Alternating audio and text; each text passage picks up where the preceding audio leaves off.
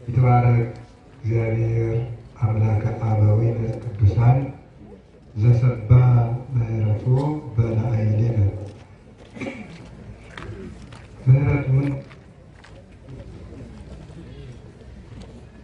ቸርነቱን ይቅርታውን ከኛ ያላራቀብን የአባቶቻችን ፈጣሪ እግዚአብሔር ለዚህ ሰዓት ስላደረሰን ስሙ የተመሰገነ ይሁን። የእናታችን የቅድስት ድንግል ማርያም የቅዱስ መስቀሉ የቅዱሳን መላእክት የቅዱሳን ነቢያት የቅዱሳን ሐዋርያት የቅዱሳን ጻድቃን ረድኤታቸውና በረከታቸው ከእኛ ጋር ይሁን። የተከበሩ አባታችን መላከ ገነት ለይኩን የምስራቅ ፀሐይ ቅዱስ ሚካኤል ቤተ ክርስቲያን አስተዳዳሪ፣ የተከበሩ መምህራችን ሊቀ ሊቃውንት ዮሴፍ በኢትዮጵያ ኦርቶዶክስ ተዋሕዶ ቤተ ክርስቲያን የሊቃውንት ጉባኤ መምሪያ አባልና የሰዋስወ ብርሃን ቅዱስ ጳውሎስ መንፈሳዊ ኮሌጅ ትርጓሜ መምህር፣ የተከበሩ አባታችን ሊቀ ጠበብት ጌራወርቅ ዋለ የደብረ ኃይል መስቀለ ክርስቶስ ወቅዱስ መርቆሬዎስ ቤተክርስቲያን አስተዳዳሪ፣ መላከ መንክራት አባ ገብረ ሚካኤል የመጻሕፍተ ብሉያትና የመጻሕፍተ ሐዲሳት መምህር፣ ሊቀ ሊቃውንት መምህር ዳንኤል፣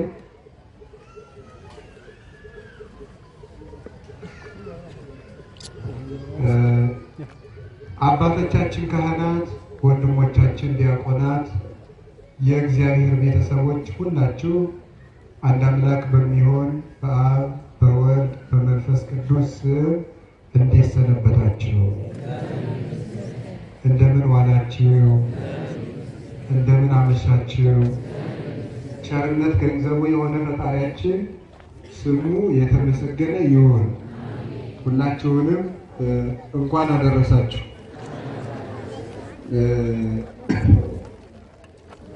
እንደ እግዚአብሔር ፈቃድ ዛሬ የምንማማረው ዋጋ ያለው ሰው መሆን በሚል ርዕስ ነው የምንማማረው። እስኪ በሉ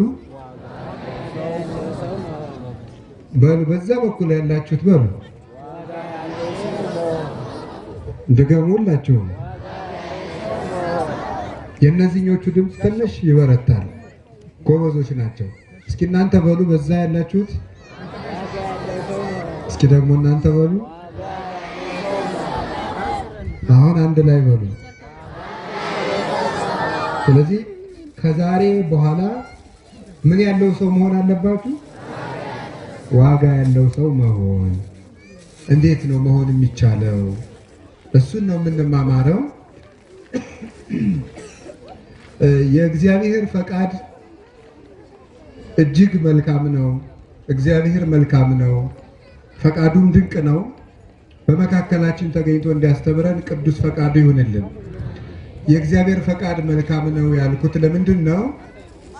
የሚገርማችሁ እግዚአብሔር ባወቀ እኔ እምነት፣ ተስፋ፣ ፍቅር በሚል ርዕስ ነው ላስተምር የመጣው የነበረው እና መቼም ሰባኪ እንደ እናት ነው። እንደ እናት ነው ማለት ምን ላቅርብ ይላል። የእውቀት መቸገር ግን አይደለም። አንድ መምህር ከሚጠበቅበት ነገር አንዱ አዝኖ ማስተማር ነው። እስኪ አዝኖ ማስተማር ወይ አዝኖ ማስተማር ማለት አሁን ያለው ችግር ምንድነው? ህዝቡ ላይ የቸገራቸው ነገር ምንድነው? ምን ላይ አተኩሬ ባስተምር ይሻላል ማለት አለበት እንጂ ያወቀውን ሁሉ አምጥቶ የሚያንጎደጉድና የሚያመሰጥር አይደለም። ሊቅ ማለት እኔ ግን ሊቅ አይደለሁም። በጣም ይቅርታ ሳስበው ለካ እንደዛ እያልኩ ነው ሳላስበው። ግን እንደዛ አይደለም ማለት የፈለኩት እግዚአብሔር በሚያውቀው ሊቅ እንደሆንኩ ተሰምቶኝም አያውቅም፣ ደግሞም አይደለሁም። ግን ማለት የፈለኩት ምንድነው? አንድ መምህር ምን ላቅርብ ብሎ ይቸገራል። እንግዳ የመጣባት እናት ለልጆቼ ምን ላቅርብላቸው፣ ለእንግዶቹ ምን ይሻላቸዋል ብላ ተጨንቃ እንደምታቀርበው ህዝቡ ላይ ያለው ችግር ምንድን ነው? ምን ባስተምራቸው ነው የሚሻል ብሎ ይጨነቃል።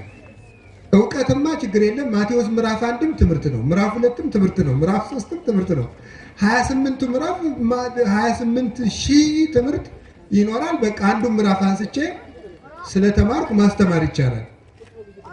ግን ስለምንጨነቅ እንደው ምን ባቀርብ ይሻላል ይባላል። እና ቅድም ሳስብ አይ በቃ እምነት፣ ተስፋ፣ ፍቅር ብዬ ላስተምር ብዬ አስቤ ለወጣ አካባቢ እኮ ነው። አይ በቃ ይሄንንስ ወይ የማለዳው መምህር አስተምሯቸው ይሆናል ወይም ሌላኛው መምህር አስተምረውት ይሆናል። ሌላ ርዕስ ላስብ ብዬ ደግሞ እንደገና አስቤ ይሄኛውን ርዕስ አሰብኩትና ያችን ብቻ አስቤ መጣማ ጉዶኝ ይኖራል። ምክንያቱም ሰበኩታል። መምህሩ ካስተማሩት በኋላ ምን ሊወጣ ይኖራል? አያችሁ፣ እግዚአብሔር ያወጣኝ አምላክ እናንተንም ያወጣችሁ። ስለዚህ አያችሁ ተሳካልኝ ማለት እግዚአብሔር እውነተኛ ረዳት ነው። አሁን እንደዚህ የምላችሁ እንድትማሩበት ነው እኮ ገጠመኝ አይደለም ማውራት። ይሄ የእግዚአብሔር መግቦት ነው፣ እንደ ቀላል የምናየው አይደለም። በዚያውም ደግሞ ለሰባኪም ያስተምራል። ሰባኪ አንድ ርዕስ ብቻ አስቦ አይመጣም። ቀደም ያለው መምህር ላጥ አድርጎ የጣለው እንደሆነ ምጣድ እንዳልጣደች ሴት ወገብን ይዘ መንጓለን ነው። ጎበዝ፣ ከባድ ነው። የኛ ህዝብ ደግሞ የኢትዮጵያ ህዝብ ነገር አይጠፋው። ማስተማር ቢጠፋው ትምህርት መገምገም አይጠፋው። በደንብ አድርጎ ነው የሚሰነጥቀው ማለት ነው። እውነት ነው። ከበሮ በሰው እጅ ሲያዩት ታምር፣ ሲይዟትሳ ታደናግር። ይዞት ሲሽከረከር አንተም አብረህ የምጥለው ነው የሚመስልህ። ብትይዘው ግን ሰው ነው ገጭ ተገጭ የምትገለው። አያችሁ፣ ከባድ ነው እኮ። እና እንደዚያ ነውና እግዚአብሔርን ከልቤ ነው የዕለት እንጀራችን ስጠን ዛሬ ስላላችሁ የእናንተ ጸሎት ምን መማር እንዳለብን መድኃኔዓለም ርዕስ ይመርጥልናል። የዕለት እንጀራችን ስጠን ዛሬ ማለት እኮ የዕለት ቃለ እግዚአብሔር የሚያስተምረን መምህር ስጠን። የመምህሩን ልብ ደግሞ መሰንቆ የሚመታው ሰውዬ መሰንቆውን እንደሚቃኘው አይምሮውን ቃኝተን ለኛ የሚሆን ትምህርት እንዲመርጥ አድርገው ማለት ነው። እንዲያ ብላችሁ በጸላችሁ መጠን የኛን ልብ እግዚአብሔር አስተካክሎም ቀና አድርጎ የሚረባ ነገር ይነግረናል። አሁን እግዚአብሔር የሚረባ ነገር ይንገረን። እሺ፣ ርዕሳችን ምንድን ነው? ምን አላችሁ? ዋጋ ያለው ሰው መሆን። ለምንድን ነው እንደዚያ የምንለው? ለምንድን ነው ዋጋ ያለው ሰው መሆን የምንለው? በሶስት ምክንያት ይሄንን ርዕስ እንማማራለን። ዋጋ ያለው ሰው መሆን የሚለው አንደኛ፣ ሁላችንም ዋጋ የሌለኝ ሰው ነኝ የሚል ስሜት እንዲሰማን እያደረገን ስለሆነ ሰይጣን። ሁለተኛስ፣ የሰው ዋጋ አልገባን ስላለ። ሶስተኛስ፣ ዋጋችንን ስላላወቅን። በዚህ ምክንያት ዋጋ ያለን እንድንሆን እንማማራለን። ዋጋችንን ስላላወቅን፣ የሰው ዋጋ ስላልገባን፣ የሌሎች ዋጋ ማለት ነው። ሶስተኛ ደግሞ የራሳችን ዋጋ ስላልገባን ነው። በዚህ ምክንያት ዋጋ ያለው ሰው ስለመሆን እንማማራለን። ለመነሻ የሚሆነን ጥቅስ የምንወስደው በኦሪት ዘፍጥረት ምዕራፍ 15 ቁጥር 1 ላይ ያለው ነው። እግዚአብሔር ለአብርሃም የተናገረው ነው። ወይቤሎ እግዚአብሔር ለአብርሃም፣ አብርሃም አልተባለም ገና። ኢትፍራህ አብርሃም እስመ ሀሎኩ ምስሌከ፣ አብርሃም ሆይ አትፍራ እኔ ካንተ ጋር ነኝና። እስመ አነ አጸናአከ፣ እኔ አጸናሃለሁ። ወአአብየከ፣ ከፍ ከፍም አደርግሃለሁ። እስመ ብዙህ ውእቱ አስብከ በሀቤ በእኔ ዘንድ ዋጋ ብዙ ነውና ይላል። እስኪ በሉ በእኔ ዘንድ ዋጋ ምንድን ስንት ነው አለው? በእኔ ዘንድ ዋጋ ብዙ ነውና። አብርሃም ብዙ ዋጋ ያለው ሰው ነው። ብዙ ዋጋ ያለው ሰው ነው። ስለዚህ እንደ አብርሃም ዋጋ የምናወጣ ሰዎች ምንሆን እንዴት ነው? ዋጋ የሚያወጣ ዕቃ ይወደዳል። አሁን ከአንድ ሱቅ ሄዳችሁ ይሄንን ዕቃ ስንት ብር ትሸጥልኛለህ ትላላችሁ። ይሄን ያህል ብር እሸጣዋለሁ ይላል። ቀንስልኝ፣ 2 ብር ቀንሼልሃለሁ። በደንብ ቀንስ እንጂ ሌላ የሚቀንስ ልስጥህ እንዴ? ምንድነው የምትሉት? አይ ይሄው ላይ ቀንስልኝ ነው። ምክንያቱም ውድ የሆነው ዕቃው ምን ቢሆን ነው? ጥሩ ቢሆን ነው ማለት። ዋጋ ውድ የሆነ ነገር ጥሩ ነው ብለን እናስባለን። የሌለ ነገርም እንፈልጋለን። የሌለ ነገር አሁን ሰው ለምን ይመስላችኋል? ወርቅ ቀለበት ሲያሰራ የሚጋቡት ሰዎች የቆርቆሮ ቀለበት ቢያደርጉ ምንድነው ችግሩ? ምን ችግር አለው? ጠቅለል አድርጎ በደንብ አድርጎ በብርጭቆ ወረቀትም በምናምን በጋራጅ አለስልሶ ሰው የብርጭቆ ወረቀት የማያደርግ የቆርቆሮ ቀለበት የማያደርግ ምን ችግር አለው? መዳብስ ቢያደርግ የሆነ ብረትስ ቢያደርግ ይሄ አጥሩ የሽቦ አጥር ታውቃላችሁ? እሱንስ ቀለበት የማያደርግ ምን ችግር አለው? ለምንድነው ሰው የወርቅ ቀለበት የሚያደርገው? ጋብቻውን ማክበሩን የመጨረሻ ውድ በሆነ ነገር እየገለጸ ነው። ጋብቻው ትልቅ መሆኑን ዋጋ ውድ በሆነ ንጥረ ነገር ይገልጻል ማለት እንጂ ግን ምንም የቆርቆሮም ቢሆን የምንም ቢሆን የብር ስለምን አያደርግም? መንፈሳዊ ትርጉም አለው ቀለበቱ። ግን ሰው እናንተ ግን መንፈሳዊ ትርጉም ገብቷችሁ ነው የወርቅ የምታደርጉ? በፍጹም። መንፈሳዊ ያልሆኑ ሰዎች ሁሉ የወርቅ ቀለበት አይደል ያደርጉት? ፈረንጆቹ ከፍ ሲሉ ደግሞ የምንድን ነው የዳይመንድ ቀለበት ያደርጋሉ። የአልማዝ ቀለበት፣ የእንቁ ቀለበት ያደርጋሉ። ለምንድን ነው ሲባል ዋጋ ውድ የሆነ ነገር ምንድን ነው? ዕቃው ጥሩ ነው። ዕቃው ይከበራል፣ ተከብሮ ይቀመጣል። ከገዛናቸው ዕቃዎች ውስጥ ሁሉ አንዱን እንዲያው አንዱ ልጅ መጥቶ የሆነ ቦታ ጣል ሲያደርገው አንተ ስንት ነገር እንደፈሰሰበት አላወቅም ብለን የምንቆጣው።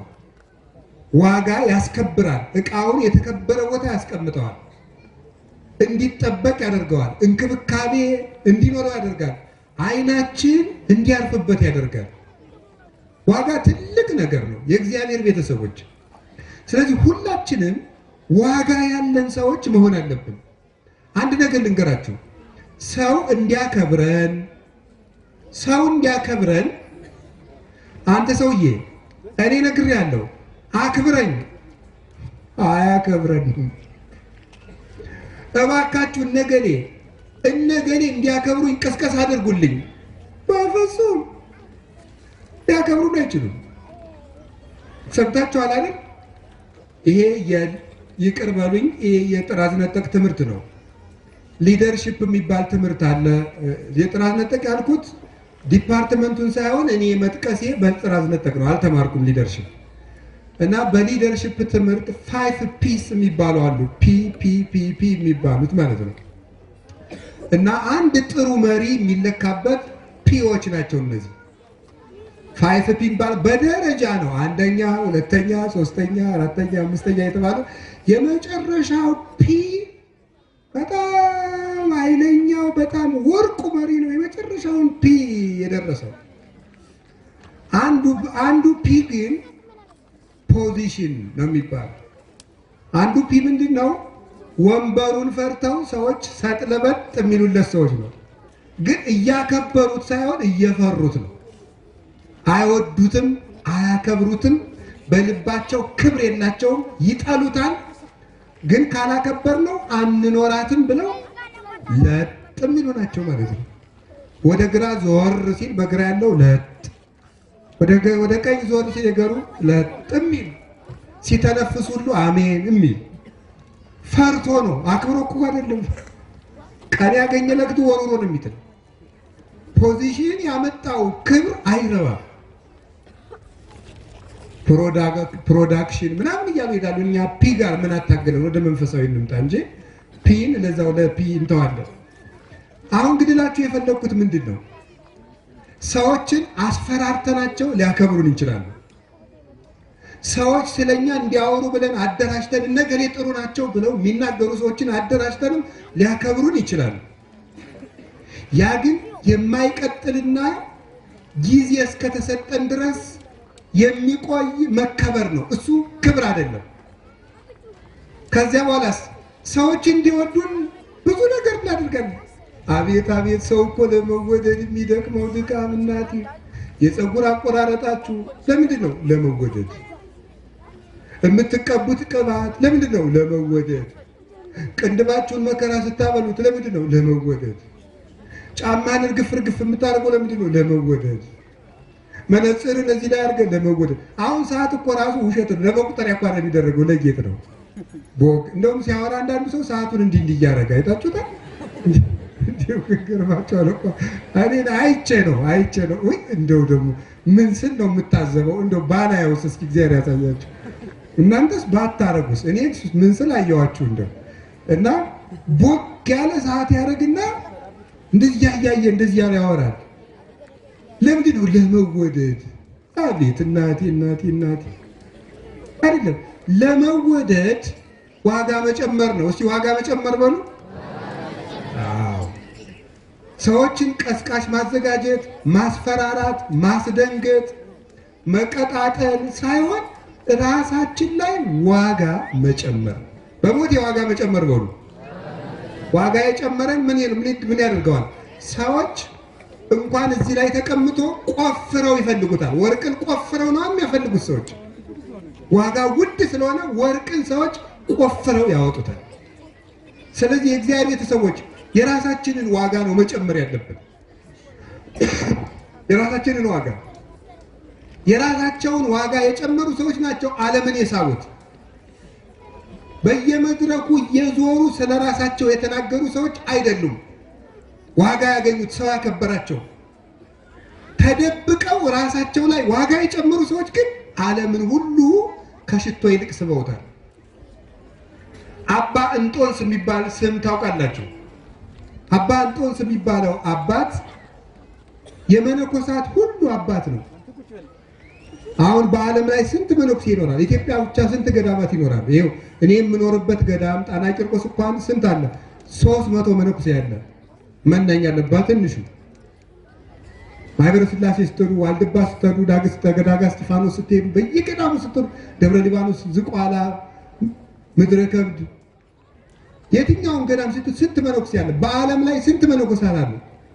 እነዚህ ሁሉ መነኮሳት የሳባቸው አባ እንጦንስ የሚባለው ሰው እየዞረ ስለራሱ ጥሩነት የተናገረ ሰው አይደለም። ውሃ የሌለበት፣ ዛፍ የሌለበት፣ አዝመራ የሌለበት፣ ሰው የሌለበት ምድረ በዳ ላይ ራሱ ላይ ዘመኑ እስኪያልቅ ድረስ ዋጋ ሲጨምር የኖረ አባት ነው። ራሱ ላይ ዋጋ ሲጨምር ስለኖረ ፍልስፍና አልተማረ፣ ሳይንስ አልተማረ።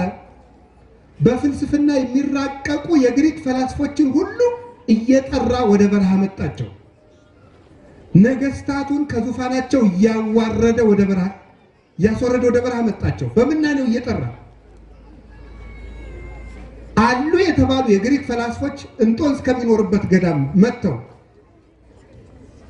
ሊፈትኑት በፍልስፍና ሲመጡ ወንድሞቼ ልብ ያለው ይበልጣል ወይስ ዕውቀት ያለው ይበልጣል አላቸው። ልብ ያለው አሉት። እንግዲያው እኔ ልብ፣ እናንተ ዕውቀት አላችሁና እኔ እበልጣችኋለሁ፣ ዞር በሉ አላቸው። መልስ አጥተው ተመልሰው የሄዱት። አንድ ሰው ብቻውን ራሱ ላይ ዋጋ ጨምሮ ሰዎችን ወደሱ ይጠራቸዋል፣ የትም ሳይሄድ ማለት ነው። ወርቅ ያለበት ቦታ ሆኖ ነጋዴዎችን፣ ቆፋሪዎችን ይጠራል። ያለበት ቦታ ሆኖ ድንጋይ ደግሞ አጠገብ እያለም ማንም የሚፈልገው የለም፣ ደግሞ እያነሳ ይጥለዋል። ሰው ያለበት ቦታ ሆኖ የሚጠራ ዋጋው ብዙ የሆነ ሰው ነው። አቡነ ተክለ አልፋ የሚባሉ አባት አሉ፣ ዲማ ጊዮርጊስ የነበሩ። እሳቸው እኔ ተክለ አልፋ ጸሎተኛ ነኝ፣ እኔ ተክለ አልፋ እንዲህ ነኝ አላሉ። ዋሻቸው ውስጥ ቁጭ ብለው ራሳቸው ላይ ዋጋ ሲጨምሩ ኖሩ። ዋጋ ሲጨምሩ ኖሩና ሲሞቱ መቋሚያቸው አፍ አውጥታ ወጥታ መምህራችሁ ተክለ አልፋ አርፎላችኋል ኑ ቅበሩት አለቻቸው። ዋጋ ጨምሩ። ዋጋቸው ከራሳቸው አልፎ መቋሚያቸውን ጭምር ዋጋ እንዲኖራት ተደረገ። አንደበት አሰጧት ለመቋሚያቸው። ራሳቸው ላይ ዋጋ ጨምረው ልብሳቸው ላይ ዋጋ የጨመሩ ብዙ አባቶች ናቸው። እንደ ኤልያስ ቅድም መምህር እንዳስተማሩ ነብዩ ኤልያስ ራሱ ላይ ዋጋ ሲጨምር የነበረ አባት ነው። ኤልዛቤል የምትባለው ደግሞ የምትለብሰው ልብስ ላይ ዋጋ ስትጨምር የኖረች ሰው ነው። ውድ የወርቅ ዘውድ ነበራት፣ ውድ ቀሚስ ነበራት፣ ውድ መታጠቂያ፣ ውድ ቤተ መንግስት፣ ውድ መመገቢያ፣ ውድ አልጋ፣ ውድ የሐር መጋረጃ ነበራት። ኤልያስ ደግሞ ውድ ሰውነት ነበረው፣ ውድ ነፍስ ነበረችው፣ ውድ ልብ ነበረው። ኤልዛቤል ያ ሁሉ አጥፍታ ነፍሷ ግን ርካሽ ነበረች። ስጋዋ ርካሽ ነበር፣ አይምሮዋ ርካሽ ነበር። ቀናተኛ፣ ስግብግብ፣ ነፍሰ ገዳይ፣ ድሃ የምታስጨንቅ ክፉ ሰው ነበረች። ኤልያስ ደግሞ ርኅሩህ፣ በእግዚአብሔር ፍቅር ልቡ የሚናደድ ንጹህ ድንግል፣ ወደ ሰማይ አይኑ ያቀና እምነቱ እስከ ሰማይ የተዘረጋ አምድ ጽኑ ነብይ ነው። ልብሱ ግን አንድ ናት። እሱ የነፍሱን ዋጋ ጨመረ። ልብሱ ግን ርካሽና አንድ መጠምጠሚያ ነው። የስግደት ወዝ የጠገበ አንድ መደረቢያ ነው የነበረው። ዋጋ የነበረው ሰውነቱ ለነፍሱ ለጨርቁ ዋጋ ሰጠውና አርጎ ወደ ላይ ሲሄድ ደቀ መዝሙሩ ኤልሳ አባቴ በረከትህን ላክልኝ ሲለው መጎናጸፊያውን ነበር የላከለት። የሰውነቱ ዋጋ ልብሱንም ዋጋ ሰጥቶት ነበርና ኤልያስ አንድ ምውት ነው ያስነሳ፣ በሕይወቱ አንድ ሙት ነው ያስነሳ ኤልሳ ግን ጌታዬ ያንተ የመምሬ ጸጋ ድርብ ይሁንልኝ ሲለው በልብሱ በኩል እጥፍ ዋጋ ሰጠው። ኤልሳ ከመምሩ እጥፍ ዋጋ ኖሮት 2 ሙት አስነሳ። ተሻግሮ ሲሄድ ዮርዳኖስን መሻገሪያ ቢያጣ አይቴ ሃሎ አምላኩ ለኤልያስ የመምሬ የኤልያስ ፈጣሪ እግዚአብሔር የት ነው ብሎ በመጎናጸፊያው ዮርዳኖስን ቢመታው ተከፍሎለት ተሻገረ። ኤልያስ የነፍሱ ዋጋ ለስጋው፣ የስጋው ዋጋ ለነፍሱ ዋጋ ሆነ። ዋጋ ያለው ሰው ልብሱም ዋጋ አለው፣ መቃብሩ ዋጋ አለው፣ አጥንቱ ዋጋ አለው። ኤልሳ ሙቶ አጥንቱ ነበረ ሙት የቀሰቀሰ። ከኤልሳ አጠገብ ሄዶ ሲቀበር ኤልሳ ከሞተ በስንት ጊዜው አጥንቱ ሲነካው ሙቶ አፈፍ ብሎ ተነሳ። ትልቅ ሰው ሙቶ እንኳን አጥንቱ ዋጋ አለው። ሞኝ ደግሞ እየኖረም ዋጋ የለውም። ዋጋ ያለው ሰው ኤልዛቤልሳ ውድ ዕቃ ነው እንጂ ስትገዛ ይኖረች፣ አይምሮዋ ግን ርካሽ። ምን ሆነች? ርካሽ እጣቢ፣ ክብር የሌለው እድፍ በውጭ ተደፍቶ እንደሚጣል ተገላ በመስኮት ተጎትታ ወድቃ ደሟን ውሾች ለሰውት ቀባሪ አታ ነው የሞተችው። ያቺ ድሃ ስታሰድድ የነበረችው ውድ ወርቅ የለበሰች ውድ መጋረጃ ያላት መርጣ የምትመገበው መርጣ የምትናገረው እግሯ ትቢያ ሊነካው የተቸገረች እመቤት በርካሽ አሟሟት ሞተች። ዋጋዋን አላወቀችብና የእግዚአብሔር ቤተሰቦች እንዴት ዋጋ ትልቅ ነገር ነው። እግዚአብሔር ዋጋ የሚኖረን ያርገን። ዋጋ እንዲኖረን ያርገን። አሁን ሁሉም ነገር ዋጋ እያጣ ነው። ይገርማቸዋል። ዋጋ አጥቷል ሁሉም ነገር።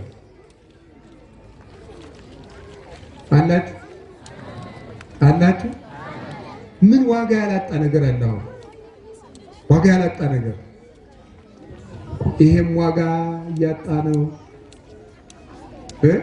ይሄ ራሱ ለራሱ ዋጋ አለው። እኛ ግን ዋጋ እየሰጠ ነው አይደል? ቄስ መስቀል ይዞ ለመስቀሉ ነው ዋጋ የሚሰጠው። የትልቅ ነገር ነው። ከገንዘብ በላይ ነው። ይሄ ከወንበር በላይ ነው። ይሄ ከዝምድና በላይ ነው። ይሄ ከሀገር በላይ ነው። ይሄ ከመንደር በላይ ነው። ይሄ ትልቅ ነው። ይሄን ትቶ ይሄ መስቀል ሶስት ነገር የተሸከመ ነው። ፍቅር ተሸክሟል፣ መስዋዕትነት ተሸክሟል፣ ቤዛነት ተሸክሟል። ይሄን የያዘ ሰው ፍቅርን፣ ቤዛነትን፣ መስዋዕትነትን ይዞ የሚዞር ነው። ይሄን ዋጋ አልሰጠው ስንል ለቄስ ዋጋ የማይሰጥ ህዝብ መጣ ማለት ነው። ዋጋ አባትነት ዋጋ አጣ። ማን ይስማው?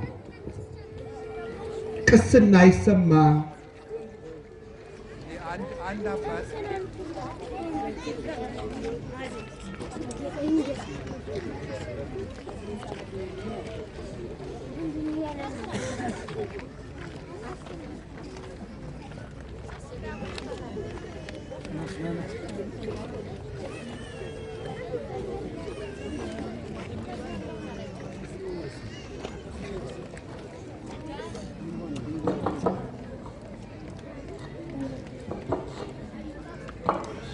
ይሰማል።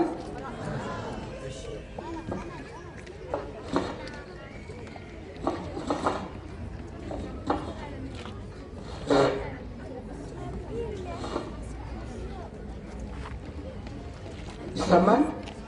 ስለ ዋጋ እያወጋን አባትነት ዋጋ የሚሰጠው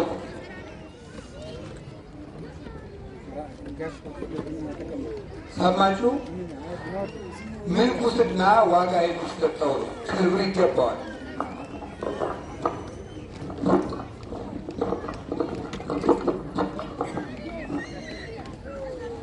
ዋጋ የሚሰጠው ነው።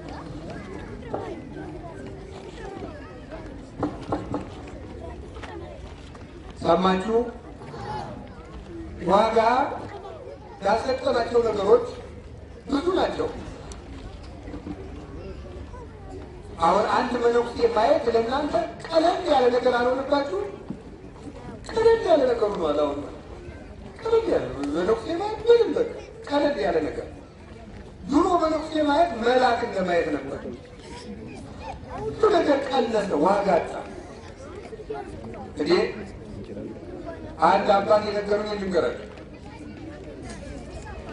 የዋልድባ አባቶችን አንድ ንጉሥ ብር ይሰጣቸዋል። 100 ወቄት ብር ነው ሰጥቷቸው፣ ሂዱ ደዚህ ይሰጠና ተብሎ መልእክተኛውን ሲልክ ዋልድባ አባቶች ተቀብለው 100 ወቄቶች ተቀብለው አቡነ ዘበሰማያት ሲደግሙ ምን ቢያደርጉ ጥሩ ነው? አንዳንድ አቡነ ዘበሰማያት ሳይደግሙ አቡነ ዘበሰማያት ደግሞ ያኛው ይትቀደስ ስምከን፣ ያኛው ደግሞ ትምጻ መንግሥትከን፣ ያኛው ደግሞ ወይኩን ፈቃድከ ብቻ ብሎ ዝም። አንተ ብሩ ሰጣቸው ለመነኮሳቱ። አዎ ጸለዩ። እንዲያው ምን እንዳያዙልኝ ይሆን? ብዙ ጸሎት አደረጉ። ንጉሥ ብዙ ጸሎት ቀርቶ አንዳንድ አቡነ ዘበሰማያት ሞልተው በጸለዩ ተካፍለው አዲሱን አቡነ ዘበሰማያት የደገሙት ይላቸዋል። ምን ቢጠግቡ ነው? ይዘልን አለው። የሚያስገድሉ ሰዎችን ላከ። ከዚያ በኋላ ትልልቅ አባቶች አንሄድም፣ ወጣቶች መነኮሳት፣ ጀማሪዎቹ መነኮሳት ሂዱ። ጀማሪዎቹ ላኳቸው። እናንተ 100 ወቄቶች ደርሷችኋል? አዎ። ምን ጸልያል? አንዲቱን አቡነ ዘበሰማያት ተካፈሉ። ምን ብትልቁኝ ነው? ሲሆን ዳዊት ሙሉ መጸለያቸው አንዲት አቡነ ዘበሰማያት ተካፍላችሁ ምጸልይ ምን ትዕቢተኛ ናት? ይመዘን ንጉሥ ይመዘን። 100 ወቄት ወርቅ በሚዛን ተቀመጠ። እነዚህ አባቶች ትናንት እንደደገሙት ተናድደው እኮ ነው። አቡነ ዘበሰማያት ተስልምከ ስልጣኑ ውስጠከ በኩል ፈቃድከ በከመ በሰማይ ከማሁ በምድር ይሳየነ ለለለለትነ አበናየውን ዝድግለነ አብሳነ በየጋየነ ከመሪነነ ለነገዛት መሰለነ ታባነ የውስተ መንሱት አላድነነ በዚያከ የዚህ መንግስት ኃይለ ስብሐት ላለማለት ብለው ታችን መስላ መቅደስ ገብርኤል ጸልየው ኋላ ባዶ ይዛል ትፍት ነው ሲሉት ትፍት ሲሉት ሁሉም ያችን ደግሞ 100 ወቄት ወርቅ ተንጠልጥሎ ባዶ ሚዛን መዘነ። 100 ወቄት ወርቅ ተንጠልጥሎ ባዶ ሚዛን አቡነ ዘበሰማያትን ስለተሸከመ ዝቅ አለ። ሰዎቹ ዋጋ ያላቸው ሰዎች ስለሆኑ የነሱ ዋጋ አቡነ ዘበሰማያትን ሲሸከም ባዶ ሚዛንን እንዲደፋ አደረጉ። አባቶቻችን ዋጋ ያላቸው ናቸው።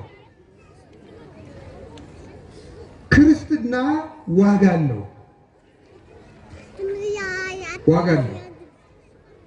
ተራራ አፍልሰውበታል። ቅድም እንደሰማችሁት አራዊትን ለጉመውበታል እና አቡነ ገብረ መንፈስ ቅዱስ እሳት አጥፍተውበታል እነ ቅዱስ መርቆሬዎስ ከአመድ ወጥተውበታል እሳት ሆነው እነ ቅዱስ ጊዮርጊስ ከተራቡ አራዊት ወጥተውበታል እነ ቅድስት አርሴማ ከአርባ ክንድ ገደል ወጥተውበታል እነ አቡነ ተክለ ሃይማኖት። ማማተብ ዋጋ አለው። በስመ አብ ወወልድ ወመንፈስ ቅዱስ ማለት ዋጋ አለው። ቅዱስ ጊዮርጊስ መርዝ ተመጥብጦ ሲሰጡት ሲያማትብ ነው መርዙ ወደ ሕይወትነት የተለወጠለት። ቤተ ክርስቲያን መምጣት ዋጋ ነበረው። ዮሐንስ አፈወርቅ እንዲህ ይላል፣ 2 ዓመት 70 ሰገል ተጉዘው ቤተልሔም ከደረሱ አንተ 2 ሰዓት ተጉዘው ቤተ ክርስቲያን አትሄድም ይላል። አንተ ሰው ለእግዚአብሔር የምትመልስለት ምንድን ነው? ሰዎች 2 ዓመት ተጉዘው ቤተልሔም ማለት እኮ ቤተ ክርስቲያን ናት። 2 ዓመት ተጉዘው ዋጋ ሰጥተው ክርስቶስ ከተወለደባት ቤተልሔም ከሄዱ አንተ 20 ደቂቃ ተጉዘው ቤተ ክርስቲያን ሳትሄድ ትውላለህ፣ ታድራለህ፣ ትተኛለህ፣ ይመሽልሃል፣ ይነጋል፣ ይሰነበትልሃል። 15 ደቂቃ ተጉዘህ ማስቀደስ ያቅታል። ይህ ዋጋ ያለው ነገር ነው። ወንድነትም ዋጋ አለው። ወንድ መሆን ጾታ ሰው ወንድነቱን ትቶ ሴት እየሆነ ነው ዛሬ። ሴትነትም ዋጋ አለው። እንዴ ሴትነት እኮ ዋጋ ነው። እናቶቻችን ውድ ናቸው። እኛ የምናውቃቸው እናቶቻችን ውድ ናቸው። ሲዳሩ ተለምነው እናቶችን ሙሽራይቱን ለማየት ገጠር ስናድግ ቁልፍ ከፍለን ነው የምናያቸው። ቁልፍ ብር ያለው ብር የሌለው ደግሞ ቁልፍ፣ የሸሚዝ ቁልፍ ካልሰጠ ሙሽራይቱን ማየት በፍጹም የተከለከለ ነው። ይሄ እኮ ውድነት ነው። ታውቃላችሁ? ሰርግ ውድ ነው፣ ርካሽ አይደለም። የሰው አካል ውድ ነው። እናቶቻችን አካላቸው ውድ ነው። ሲፈትሉ እንኳን ከደረስን እንደው እግራቸው ተገልጦ ከደረስን አፍረው ነው የሚሸፍኑት። ውድ ነው ሰውነት ውድ ነው። አላችሁ። እግዚአብሔር ከሁላችን ጋር ይሁን። ዘመን እየጣለን ያለ ራሳችን ስለጣልን ነው። ሰው ራሱን ሲጥል ነው ዘመን የሚጥለው። ራሱን ያልጣለ ሰው ግን ዘመን አይጥለው።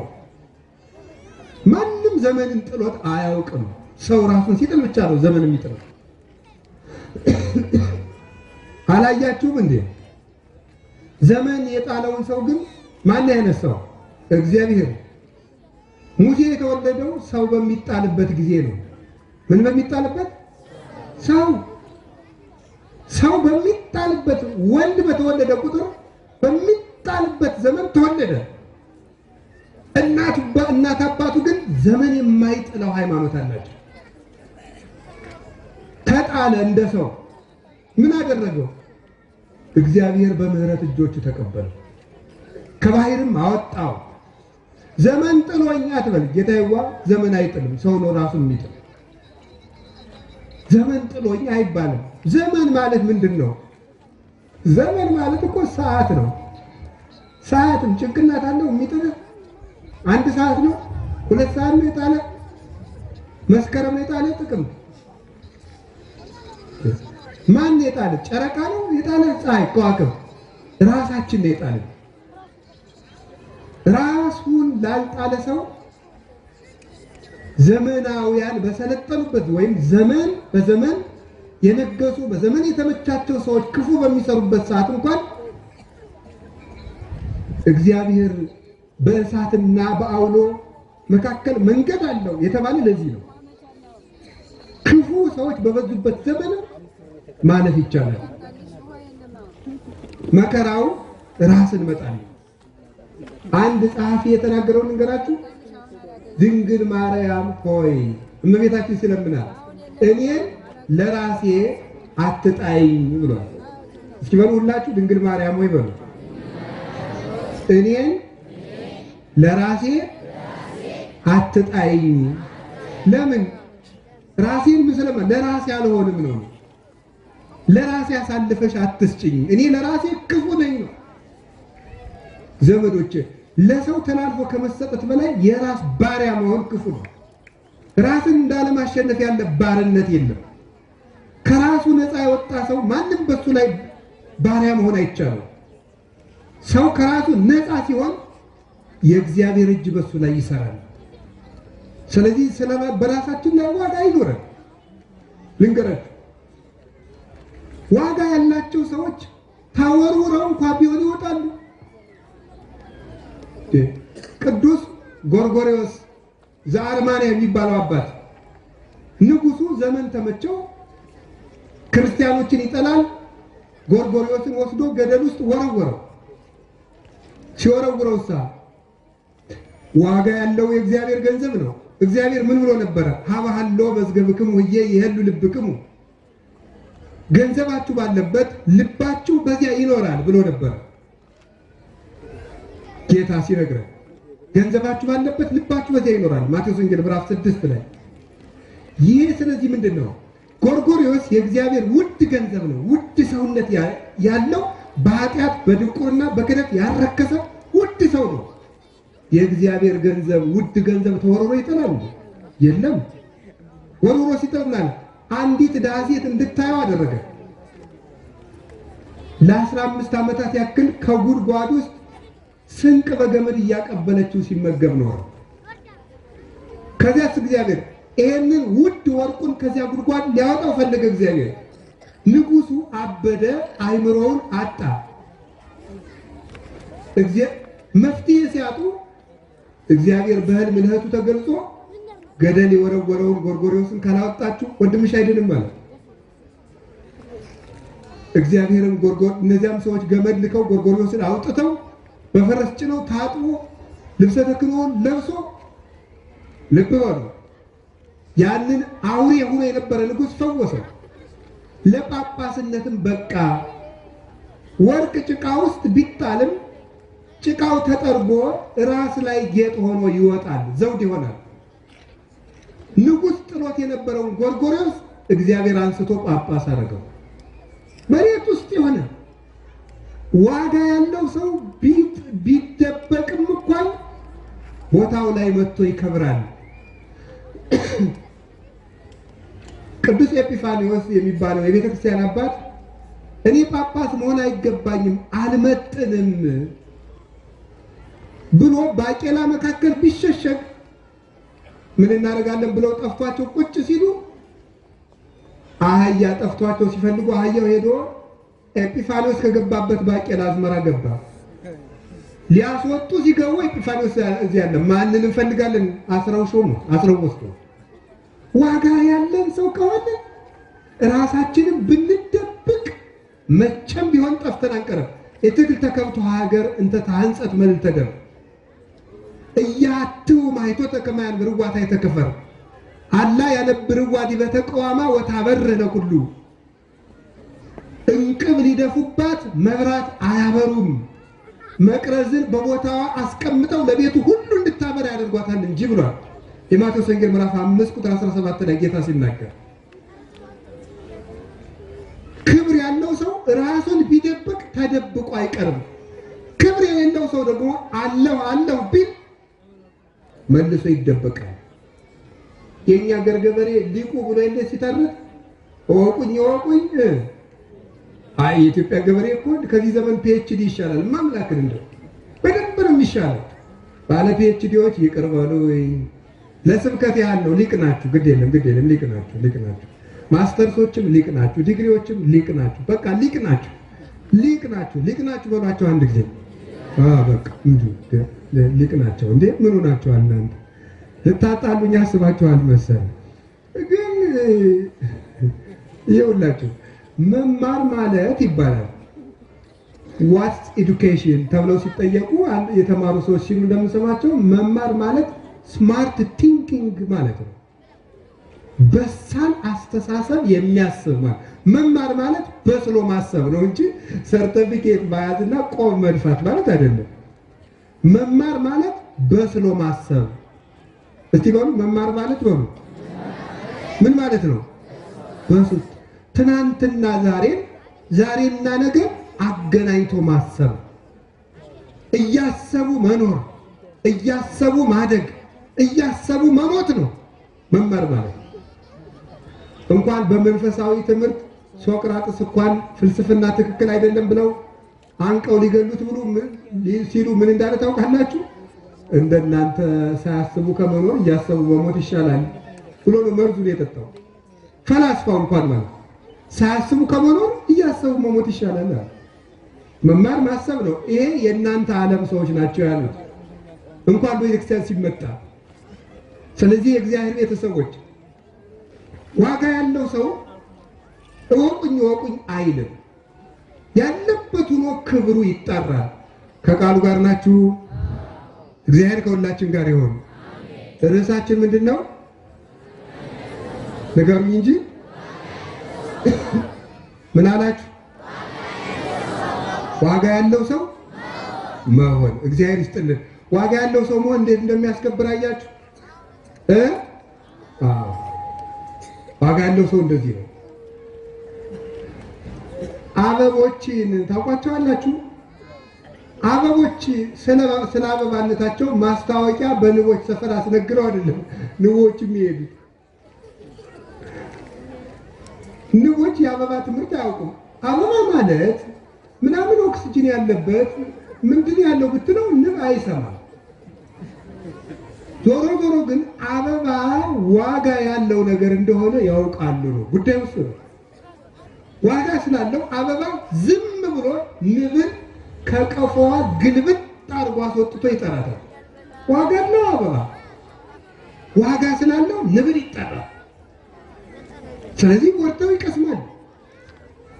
ከቃሉ ጋር ናቸው። ዋጋ ያለው ሰው ያለበት ሆኖ ይስባል። በዚህ ምድር ላይ ዋጋ ያላት ሰው አንድ ትልቅ ሰው አለች፣ ድንግል ማርያም ትባላለች። ዋጋ ያላት ስለሆነች እግዚአብሔርን ከሰማይ ሳበችው። እግዚአብሔርን የሳበ ዋጋ ነበራት። ለዚህ ነው በተረፈ ቄርሎስ ላይ ኤራቅሊስ ወይም ጵሮቅለስ የሚባለው ሊቅ ሲናገር አስተጋብአተነ ቅድስት ድንግል እንተባቲ ንዋየ ድንግልና ዘአልቦ ሙስና፣ ጥፋት የሌለበት የማይለወጥ ድንግልና ያላት ልባም ዕቃ ድንግል ማርያም ሰበሰበች እንዳለ። ምንና ያላት? ልባም ዕቃ፣ ዋጋ ያላት ዕቃ። ንብ ወደ አበባ እንደሚሄድ መላእክት ሁሉ የከበቧት ድንግል ማርያም እኮ አይገርማችሁም? የ15 ዓመት ልጅ እኮ አንዲትን ዋሻ የሰማይ ከተማ አድርገው አደረች። ዋጋ ያላት ዓይኗ ዋጋ ያለው፣ ጆሮዋ ዋጋ ያለው፣ ሕሊናዋ ዋጋ ያለው፣ ማኅፀኗ ዋጋ ያለው፣ ልቧ ዋጋ ያለው፣ ሰውነቷ ዋጋ ያላት ድንግል ማርያም ብቻዋን ያለ ሰራዊት፣ ያለ ቀስቃሽ፣ ያለ ሀብት፣ ያለ ንብረት፣ ያለ ምንጣፍ፣ ያለ መጋረጃ በአንድ ፈረፈር በአንድ በረት ውስጥ ምድሩን ሰማይ አድርገው አደረች። ዋጋ አላታ። መላእክት ሁሉ ከሰማይ ወረዱ። ወሰማይ ወኮነ ሰማይ ዓለመ ወዓለምሂ ሰማይ ሆነ አለ ቅዱስ ጳውሎስ። ቤተልሔም ሰማይ ሆነ፣ ሰማይም ቤተልሔምን ሆነ። እስመ ኮነ አምላክ ሰባ አምላክ ሰው ሆኗልና ለዘወለዶ አብ በምስጢር ዘይትረከብ ወለደቶ ቅድስት ድንግል በምስጢር ዘይትረከብ። አብ በማይመረመር ምስጢር የወለደውን ድንግል ማርያም በማይመረመር ምስጢር ወለደችው። ድንግል ማርያም አምላክን ስለወለደች ወስብሐትን ይዘው ውስተ ሰማይ ኮነ በዲበ ምድር። በሰማይ ያለ የመላእክት ቅዳሴ በምድር ተደረገ። ጽርሐ አርያም እዚህ ሳይኖር የሰማይ ዙፋን ሳይኖር ያኛው ሰማይ ነድ እሳት የሚፈልቅበት ሰማይ ሳይኖር እመቤታችን በረቱን ሰማይ ያደረገችው። አምላክ እሷን ብሎ መጥቷልና እስመ አፍቀረ ንጉሥ ስነኪ ንጉሥ መዓዛ ድንግልናሽን ወዶታልና አለ ቅዱስ ዳዊት መዝሙር 44 ላይ ሲናገር። ንጽሕናዋን ወዶ አምላክ ከሰማይ ቢወርድ ምድሩን ሰማይ አደረገች እመቤታችን። እንደውም አባ ጊዮርጊስ ሲናገር ምን ይላል መሰላችሁ? ያችን የመድኃኒት እናት እግሯ የቆመበትን ትቢያ እንድልሰው ማን እድል በሰጠኝ፣ ተከትያት ግብፅ ለግብፅ እንድዞር እድል ማን በሰጠኝ፣ ምን ነው ተገኝቼ ጫማዋን በተሸከሙ። ቤተልሔም ላይ የተደረገውን ባየሁ። ዮሴፍ ወሰሎሜ እምለፌ ወለፌ፣ ዮሴፍና ሰሎሜ በቀኝ በግራ አድ ጎላይም እምለፌ ወለፌ፣ ከብትና አህያ በጎንና በጎን። እነዚህ ህየንተ ኪሩቤል በኪሩቤል ፈንታ ሆኖ ድንግል ማርያም ሰረገላ እሳት ሆነች። ቤተልሔም ጽርሐ አርያም ሆነች። ዋጋ ያለው ሰው ለምድርም ዋጋ ያሰጣል። እመቤታችን ዋጋ ያለው ሰው ሆና እናቴ በረቱን ዋጋ አሰጥተው አደረች። ዋጋ ያለው ሰው በረቱን ዋጋ ያሰጣል። ዋጋ የሌለው ሰው የተነጠፈ አዳራሽን ዋጋ ያሳጣል። በእሳት ያስነድደዋል፣ ያቃጥለዋል፣ ሀገርን አመድ ያደርጋል። ዋጋ የሌለው ሰው። ዋጋ ያለው ሰው ደግሞ የተናቀውን ያከብራል። እግዚአብሔር ዋጋ ይስጠን። ዋጋ እንዲኖረን ያድርገን። ዋጋ እንዲኖረን ያድርገን። አንድ ሁለት ሶስት ነገሮችን ላንሳና ትምህርቴን ልጨርስ። ዋጋ ያለን ሰው መሆን ማለት ምን ማለት ነው? የመጀመሪያው የእግዚአብሔር ቤተሰቦች ዋጋችንን ማወቅ ነው። እስቲ ዋጋችንን ማወቅ በሉ። አቤት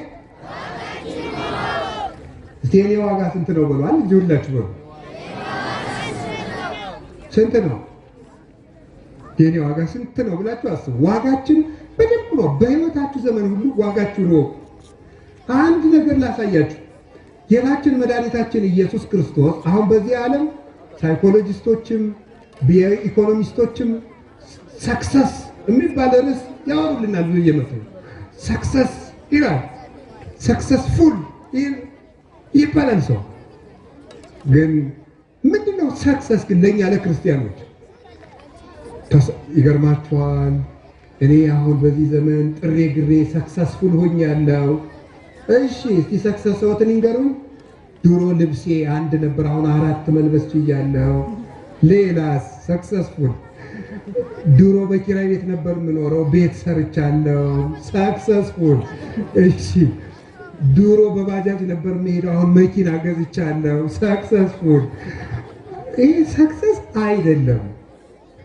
ሰክሰስ ሌላ ነው። ሰክሰስፉል ማለት የተሳካለት ሰው የሚባለው ሰውነት ያለው ሰው ነው። እስቲ ሰውነት በሉ ንገሩኝ እንጂ ሴትዮ ምንድን ያለች? ሴትዮቱ አሉ እውቀት ያለው ያግባሽ ወይስ ሀብት ያለው ያግባሽ አሏት። አሉ ምን እንዳለች? ጀግና ናት ላይ መልስ ስሙ። ሀብት ቢኖረው እውቀት ከሌለው እውቀት ያለው ይወስድበታልና ምን ያለው ምን ይበለኛለች? እንደዚህ አለች። ንግግሩን እናንተ በሉት ብዬ እኮ ነው። አያችሁ እነሱ አሉ ይኸውላችሁ፣ ሴቶቹ አሉ አይገርማችሁም? እነሱ አሉ ይኸውላችሁ ነው። እውነታችሁን ነው።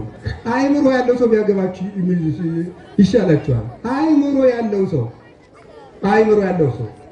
ሰውነት ያለው ሰው እውቀት ስላችሁ ኤክስ ፕላስ ዋይ አይደለም። እውቀት ማለት ራሱን የሚገዛ ሰው የሚያስብ ሰው ከቃሉ ጋር ናችሁ። ስለዚህ ምን አለ? ምንድነው ሰክሰስፉል? እንደዚያ ቢሆን ኖሮ ድንግል ማርያም ያልተሳካላት ሰው ናት፣ ልብሷ አንድ ነበርና።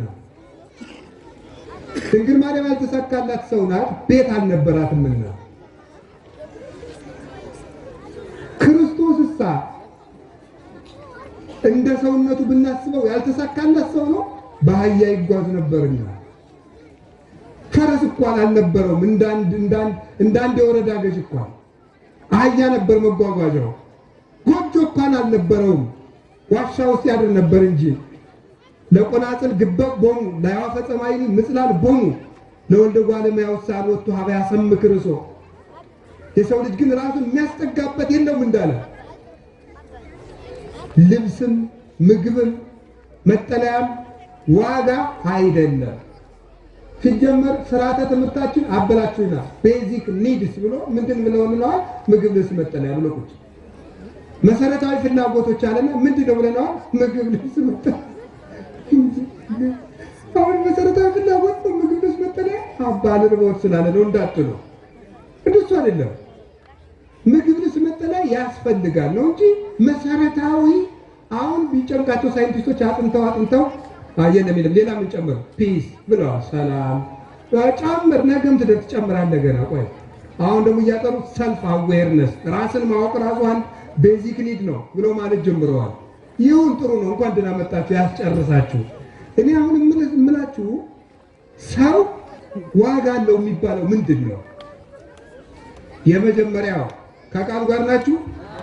የሰው ልጅ ዋጋው እግዚአብሔርን መምሰል ይባላል። የሰው ልጅ ዋጋው ማንን መምሰል ነው? ነገሩ ኦሪት ዘፍጥረት ምዕራፍ 1 ቁጥር 26 የሰው ልጅ ዋጋው እግዚአብሔርን መምሰል ነው። ይሄን በደንብ አድርጋችሁ ወቁት። ስለዚህ ቀኑን ሙሉ ዋጋ እንዲኖራችሁ ከሆነ ከፈለጋችሁ እግዚአብሔርን የምትመስሉበትን መልክ የሚያበላሽባችሁን ነገር እየተጠበቃችሁ ዋሉ።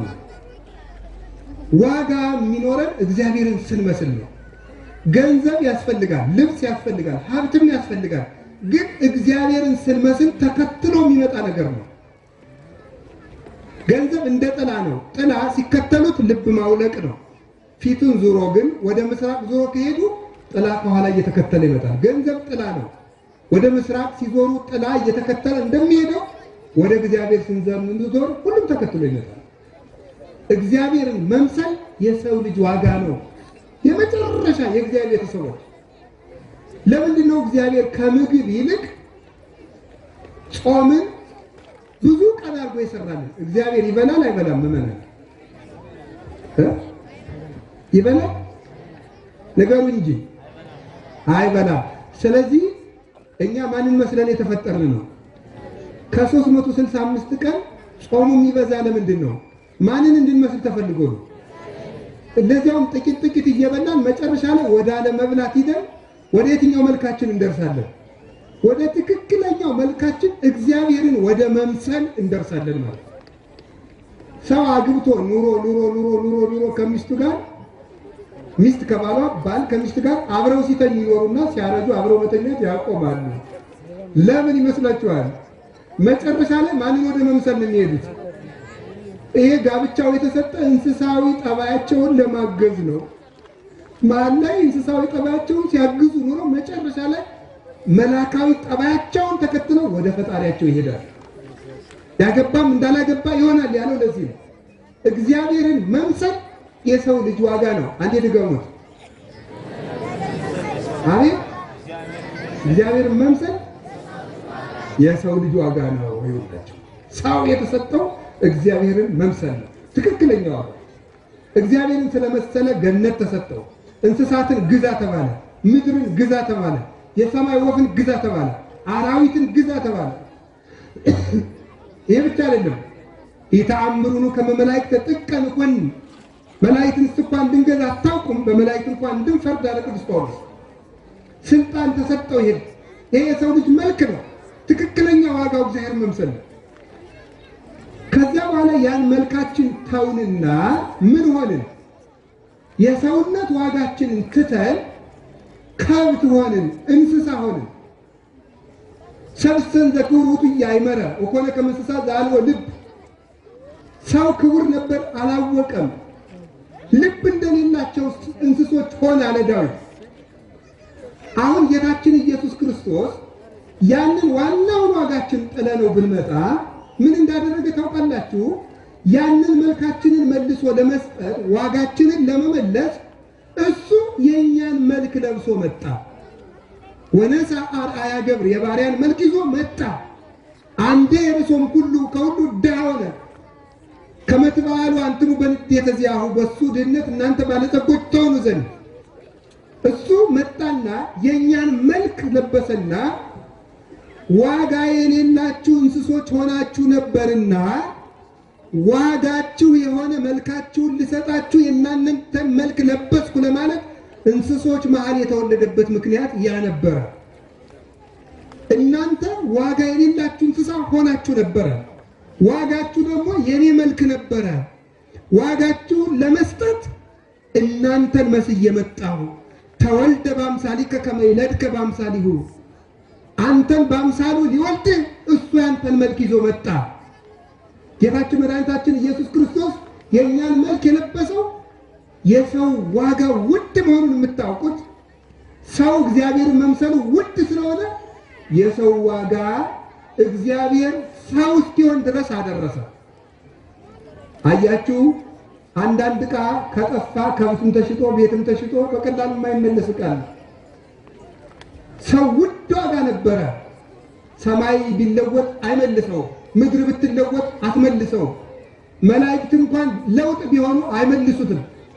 ሰው ውድ ነገር ነበርና ውድ የሆነውን የሰው ልጅ አንድ እግዚአብሔር መጥቶ እሱ ብቻ ለውጥ ሆኖ መለሰው። የሰው ልጅ ዋጋው እግዚአብሔር ሆነ እላችኋል። እስቲ የሰው ልጅ ዋጋው በሉ። ማን ሆነ? እግዚአብሔር ሆነ። ሰውን በሰማይ መግዛት አልተቻለም። ሰውን በምድር መግዛት አልተቻለም። ሰውን በአእላፍ መላእክት እንኳን መግዛት አልተቻለም።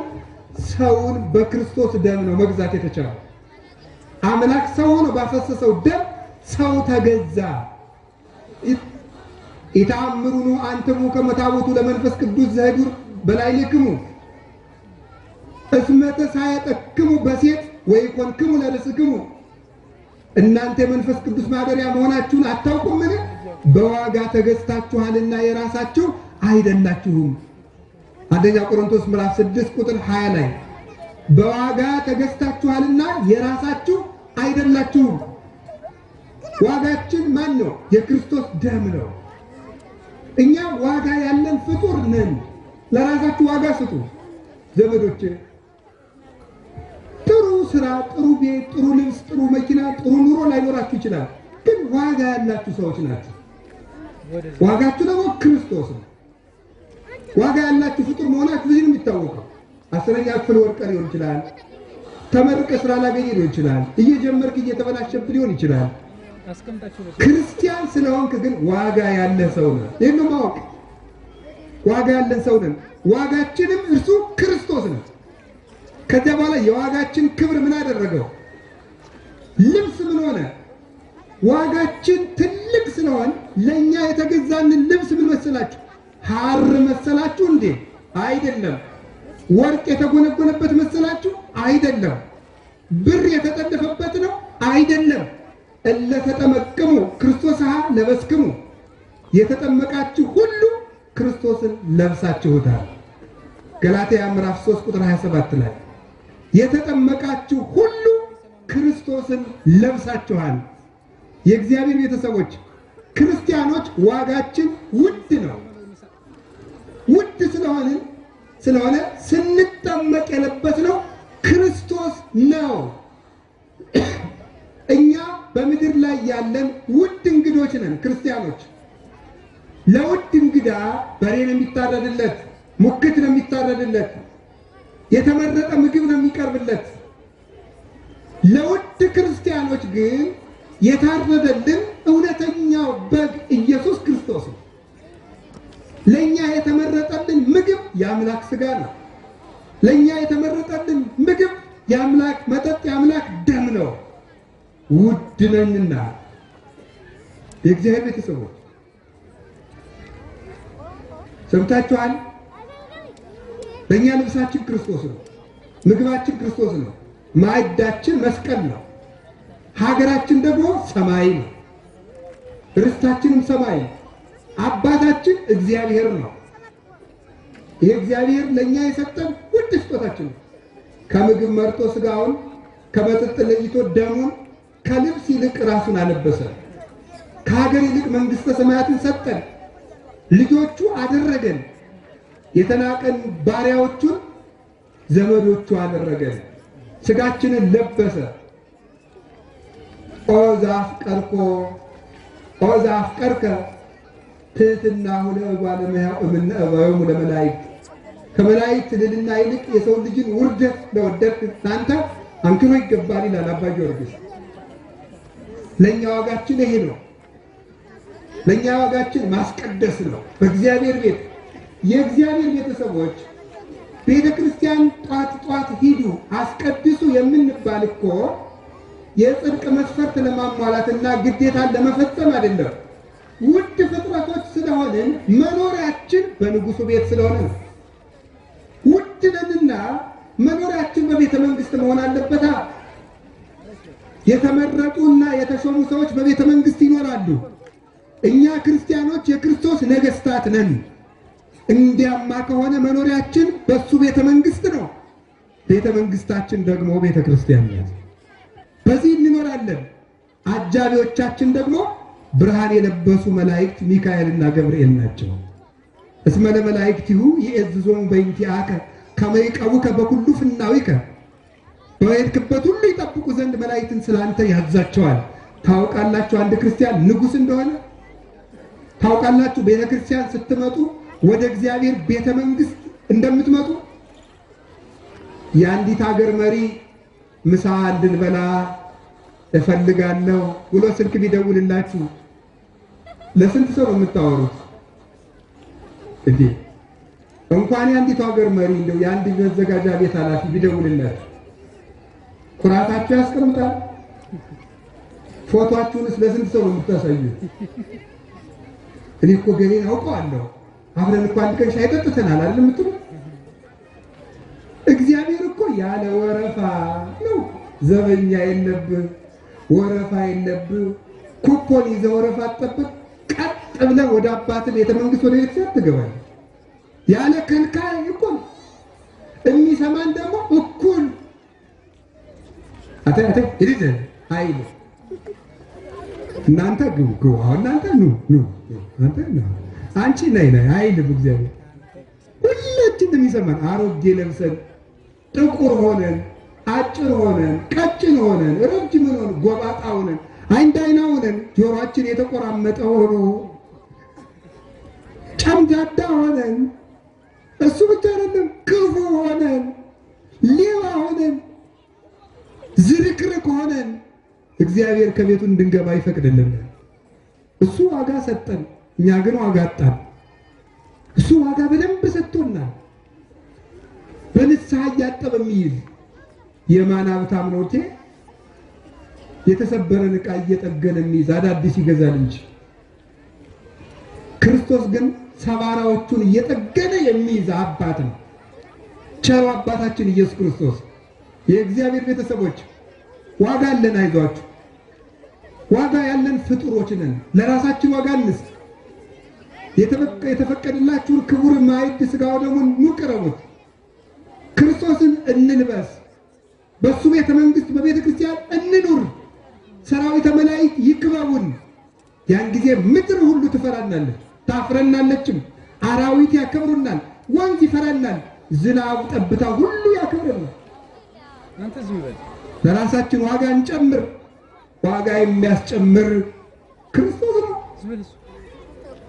ልንገራችሁ 12 የገሊላ ገበሬዎች ዓለም እንዲያከብራቸው ሐዋርያት የተጨመረላቸው ዋጋ ወርቅ አልነበረም፣ ብር አይደለም፣ ዙፋን አይደለም፣ ትጥቅ አይደለም ያስታጠቃቸው። ራሱን ዋጋ አድርገው ሄዱ። ክርስቶስን ዋጋ አድርገው ቢሄዱ የተዘጋ በር ተከፈተላቸው። መሳሪያ የታጠቁትን በመስቀል ብቻ ልባቸውን ማረኩ። ለምን? ክርስቶስ እውነተኛ ዋጋ ነውና። ዋጋ የሌለኝ አልሆነ ዋጋ የሌለኝ ሰው ለምትሉ ኃጢአተኛ እንኳን ብንሆን ተመልሶ ዋጋ ያለን መሆን እንችላለን።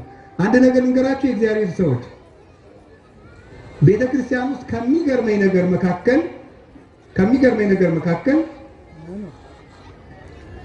መስቀል ቢሰበር ጽና ቢሰበር ሰባራ ዕቃ ተብሎ አይጣልም። ዕቃ ቤት ውስጥ ሰባራ ዕቃ በክብር እንዲቀመጥ ክብር አለው። ስንሞት ለምንድን ነው? በሐዲስ ኪዳን ስንሞት አይገርማችሁም? ሰው ሲሞት አይታችሁ ታውቃላችሁ? ሰው ሞቶ ሲቀበር ከመቀበሩ በፊት አስከሬኑን መጀመሪያ ፓትርያርኩ ካሉ ፓትርያርኩ ናቸው መጀመሪያ የሚስሙት። ቀጥሎ ጳጳሱ ይስሙ። ቀጥሎ በየማዕረጋቸው ጳጳሳት፣ ሊቃነ ጳጳሳት፣ ከዛ ቆሞሳት፣ ከዛ እያሉ ይስማሉ። ስንቀበር ድባብ ተይዞልን፣ ያ ድባብ ምንድነው? ድባቡ የሚያዘው ጥላው የሚያዘው ጥላ ተይዞ የምንፈታው ምንድነው? በብርሃን መጋረጃ መላእክት ስለሚያጅቡን፣ ክርስቲያን ስለሆን፣ የንጉሥ ልጆች ስለሆን፣ ልዕልት ስለሆን ነው። በቤተ መንግስት በቤተ ክርስቲያን ታጅበን ክርስትና ተነስተን ታጅበን እንሞታለን። ሞታችን ክቡር፣ ልደታችን ክቡር። በሞት ወበሕይወት አክብሮ ነው ክርስቶስ ስርዓት የሰራልን። ስለዚህ እግዚአብሔር ቤተሰቦች መድኃኔ ዓለም ኢየሱስ ክርስቶስ በራሱ መዓዛ ጣፍቶ ክብር ሰጥቶናል። ሰውንም አክብሩ። ስትወልዱ ለልጅ ክብር ይኖራችሁ። ስታገቡ ላገባችሁት ሰው ክብር ስጡ። ሰው ነውና ያገባችሁ፣ የሰው ዋጋው ክርስቶስ ነውና። ክርስቶስ የሞተለትን ሰው አግብቶ ማሸማቀቅ፣ ማቃለል፣ ማሰቃየት ተገቢ አይደለም። ክርስቶስ የሞተለትን ክርስቲያን በየሜዳው መስደብ፣ በየሜዳው ማሸማቀቅ፣ በየሜዳው መግደል ዋጋ ያስከፍላል። የሰው ዋጋው ክርስቶስ ነው። የሰው ዋጋው ክርስቶስ ነው። ሰማይ ስማ፣ ምድር አድምጭ። የሰው ዋጋው ክርስቶስ ነው። በሞተልን አምላክ የክርስቲያን ደም ክቡር ነው። የክርስቲያንን ደም ማፍሰስ ባሕር ሆኖ ያሰጥማል፣ እሳት ሆኖ ይበላል። አይሁድም አልተሰቀላቸውም። በ70 ዓመተ ምህረት ክርስቶስ ነቃቅሎ ክርስቶስን ሰቀሉ። ቀጥሎ ደቀ መዛሙርቱን አሰቃዩ። 35 ዓመት ቆይቶ ባይመለሱ 37 ዓመት ጀርመን ሄደው 6 ሚሊዮን አይሁዳውያን ርኅራኄ በሌለው በሂትለር እጅ ነደው ተንተክትከው እንዲሞቱ ነው ያደረጋቸው። የክርስቲያን ደሙም ክቡር ነው፣ አጥንቱ ክቡር ነው፣ ጸጉሩ ክቡር ነው። ወለክሙሰ ስዕርተ ርእስክሙኒ ሁሉ ቁቱ፣ የእናንተ የራስ ጸጉራችሁ እንኳን ክቡር ነው።